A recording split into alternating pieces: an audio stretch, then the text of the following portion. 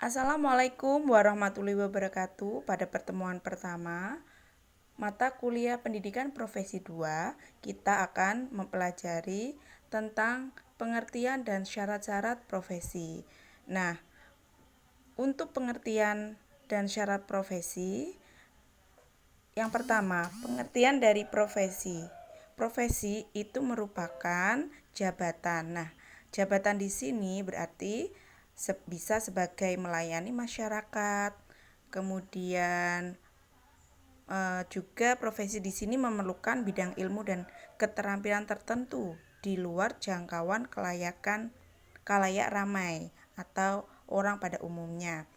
Kemudian profesi ini juga memerlukan pelatihan khusus dengan waktu yang panjang. Menggunakan administrator juga untuk memudahkan profesinya, serta relatif bebas dari supervisi dalam jabatan. Profesi di sini merupakan otonomi dalam membuat keputusan tentang ruang lingkup kerja tertentu, jadi tidak diatur oleh orang lain, serta mempunyai organisasi yang diatur oleh anggota profesi itu sendiri.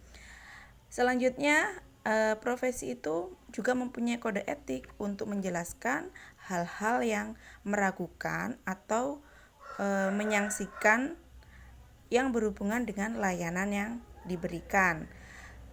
Selanjutnya adalah dalam profesi itu juga mempunyai kadar kepercayaan yang tinggi dari publik atau masyarakat dan kepercayaan dari anggotanya itu sendiri.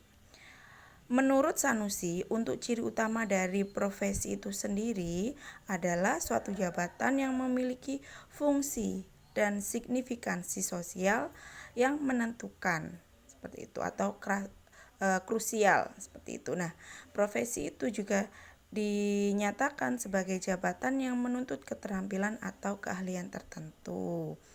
Keterampilan dan keahlian tersebut dituntut untuk dapat memecahkan masalah dengan menggunakan teori dan metode ilmiah.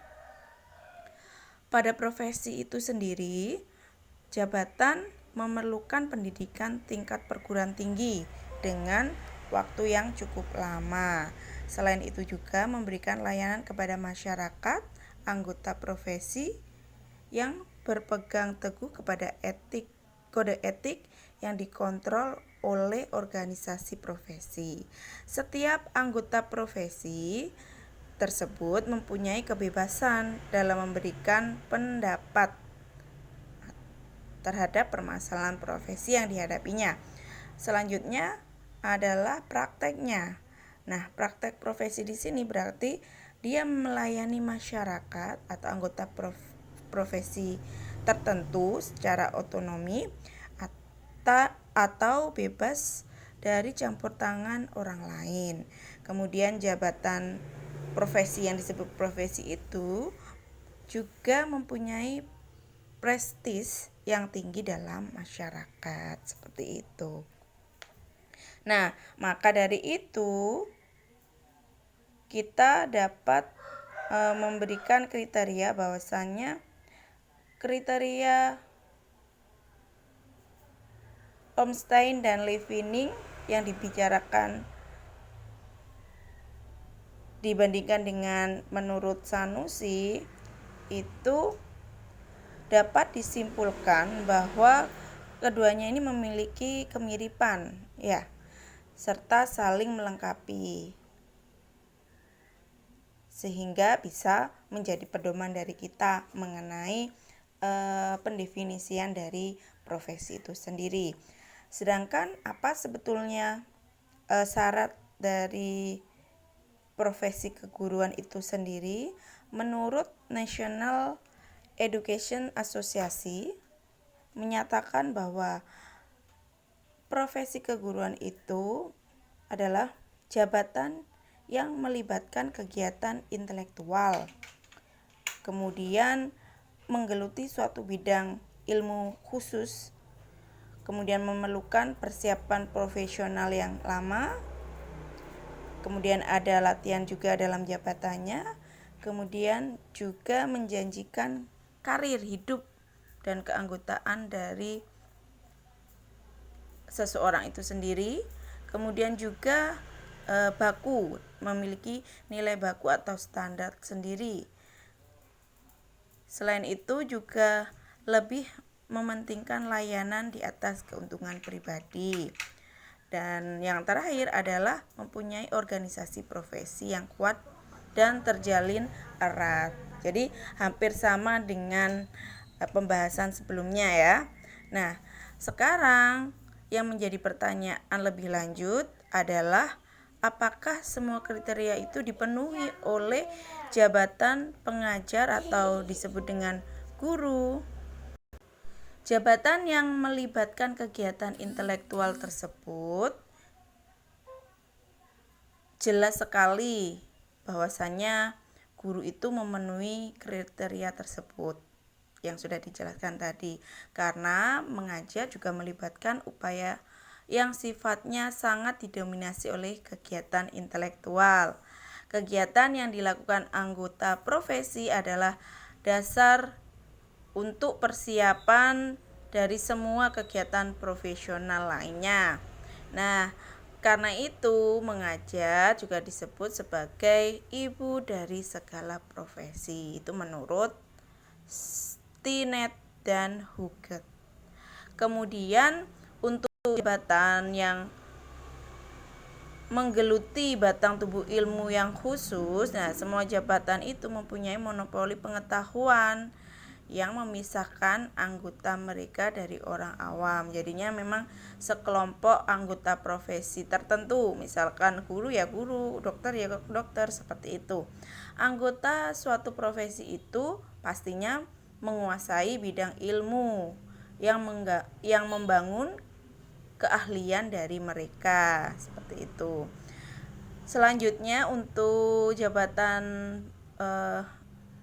ilmu yang khusus tersebut terdapat berbagai pendapat apakah mengajar memenuhi persyaratan yang kedua, yaitu menggeluti batang tubuh ilmu yang khusus. Nah, dari sini guru ya bergerak di bidang pendidikan menyatakan bahwa mengajar telah mengembangkan secara jelas bidang khusus yang sangat penting dalam mempersiapkan guru yang berhubungan yang guru tersebut. Kemudian sebaliknya ada yang berpendapat juga kalau mengajar belum mempunyai batang tubuh ilmu khusus yang dijabarkan secara ilmiah. Jadi ada dua pemahaman. Yang satunya guru itu merupakan profesi karena menggeluti bidang ilmu tertentu yaitu pendidikan, tetapi ada juga yang bilang belum, kayak gitu. Nah, kelompok yang bilang sudah memenuhi bidang keahlian tertentu ini dinyatakan bahwa guru dalam mengajar itu sudah menyampaikan suatu ilmu tertentu terkait dengan pendidikan, seperti itu. Sementara yang tidak mengakuinya menyatakan bahwa mengajar itu sesuatu seni, kayak gitu. Jadinya bukan bidang keahlian khusus, seperti itu. Selanjutnya banyak guru di sekolah menengah juga berpikiran bahwasanya mengajar di luar dari bidang ilmunya itu atau di luar ijazahnya, semisal banyak guru matematika yang tidak mengajar matematika sewaktu dia belajar pada lembaga pendidikan guru, tapi mereka tidak disiapkan untuk mengajar matematika, seperti itu ya. Untuk melengkapi penjelasan yang saya berikan tersebut, berarti kalian bisa membaca pada modul pendidikan profesi yang telah saya siapkan seperti itu. Selanjutnya untuk jabatan yang memerlukan persiapan latihan yang lama. Nah, di sini ada dua pendekatan, yaitu jabatan profesional dan non-profesional. Untuk penyelesaian pendidikan melalui kurikulum di universitas atau institusi atau pengalaman praktek atau magang, yang pertama adalah meyakini bahwa pendidikan melalui perguruan tinggi ini disediakan untuk jabatan profesional. Sedangkan pendapat yang lainnya menyatakan bahwa pendidikan melalui pengalaman praktek dan magang atau campuran magang dengan kuliah yang berurutan itu bagi jabatan yang non profesional. Jadinya ada yang mengaku itu sebagai profesional, ada yang non, seperti itu, non profesional. Nah, anggota kelompok guru atau yang berwenang di Departemen Pendidikan dan Kebudayaan berpendapat bahwa persiapan profesional yang cukup lama sangat diperlukan untuk mendidik guru yang berwenang. Nah, konsep ini menjelaskan keharusan memenuhi kurikulum perguruan tinggi yang terdiri dari pendidikan umum, profesional, dan khusus. Sekurang-kurangnya 4 tahun bagi guru pemula S1 atau pendidikan bersifat profesional yang paling kurang lebih selama 1 tahun setelah mendapatkan gelar S1. Berarti jika kelompok kedua ini menyatakan bahwa guru itu belum sebagai profesi jika dia belum menempuh 1 tahun selama 1 tahun setelah S1 yang sekarang kita sebut PPG, program profesi guru, kayak gitu.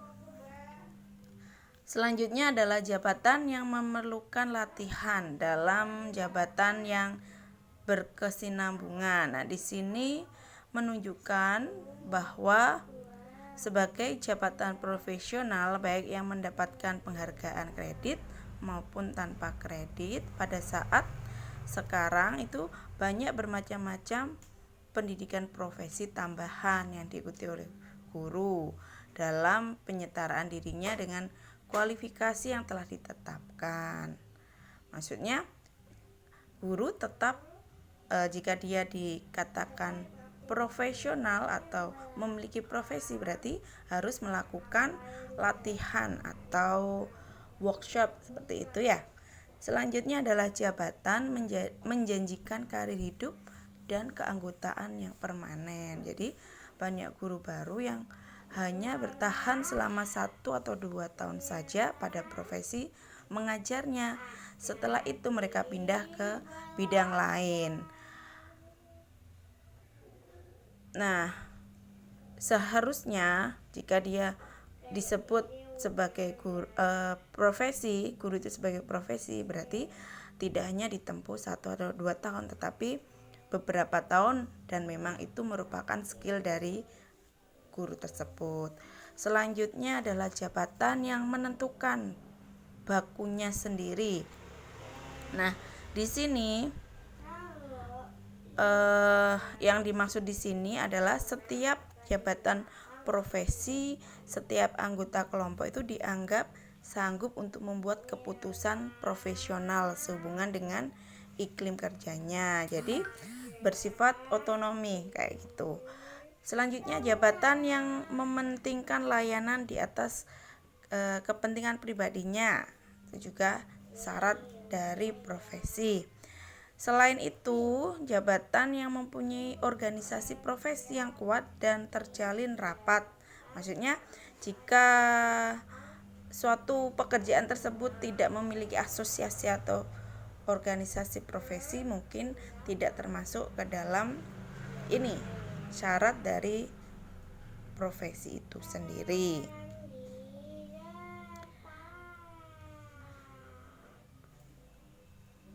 Selanjutnya adalah perkembangan profesi keguruan. Kalau kita ikuti perkembangan keguruan di Indonesia ini, jelas bahwa pada mulanya guru di Indonesia diangkat dari orang yang tidak berpendidikan khusus untuk memangku jabatan guru. Setelah itu mulailah diangkat guru-guru tersebut secara khusus menjadi guru dengan lulusan sekolah guru, karena kebetulan guru yang mendesak pada saat pemerintahan Hindia Belanda dulu, jadinya guru hanya seseorang yang tidak memiliki keahlian khusus menjadi guru, seperti itu.